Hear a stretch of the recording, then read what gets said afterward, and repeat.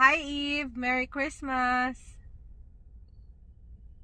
Maligayang Pasko rin sa'yo. Ano pa ang gusto mo? Mag-navigate na ba tayo ng pagkain? Oh, akala ko na wala ka. Nandyan ka pala.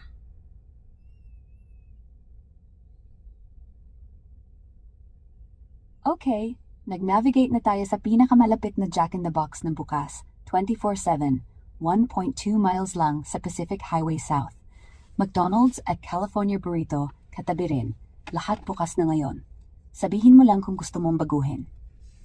Ayaw ko lang Eve. Gusto ko ng real food.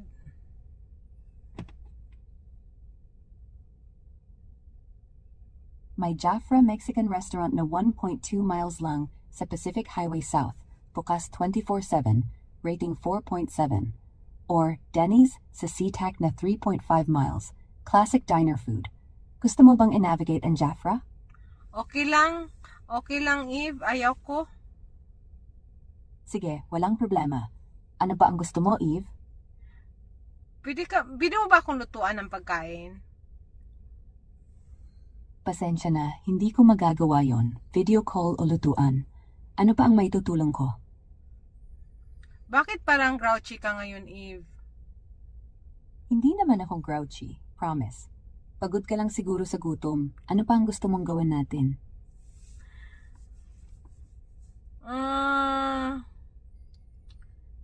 Gusto kong matulog pero gutom ako. Ano ba yan? Hindi ko nga alam eh. May suggestion ka ba? Kumain muna ng light sa Jafra na malapit, 1.2 miles, para hindi ka magutom habang natutulog. Tapos, mag-rest ka rito sa kotse, safe at comfy. Ano sa tingin mo? Oo, palagi akong natutulog dito sa loob. Gustong-gusto ko nga Sige, eh. Magpa-rest ka muna, safe ka rito. Good night, tulog ng mahimbing. Eh bakit mo ko iwan? Hindi pa ako tapos. Sorry, hindi ka taiwan. Ano pa ang gusto mong pag-usapan? Ayaw ko lang dyan sa Jafra kasi hindi ko feel yung pagkain nila. May Denny's na 3.5 miles sa SeaTac. Classic American breakfast, bukas 24/7.